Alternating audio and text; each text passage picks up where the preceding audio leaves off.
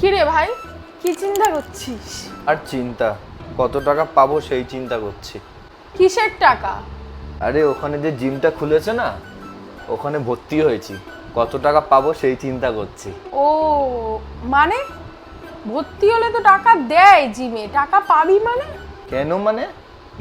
আরে বোকা নাকি তুই?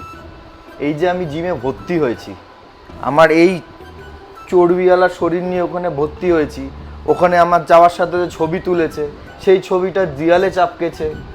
তারপরে 3 মাস পর বলছে আমার নাকি 6 প্যাক হয়ে যাবে। সেই ছবিটা যখন আবার দেয়ালে টানাবে, তখন যে যারা ভর্তি হবে ওই 6 প্যাক দেখে, তাদের থেকে পয়সা রোজগার করবে না? আরে তোর আবার ফেস ভ্যালু দেখবি 6 মাস পর জিমটাই বন্ধ হয়ে যাবে। उठा ले रे देवा, उठा ले रे बाबा।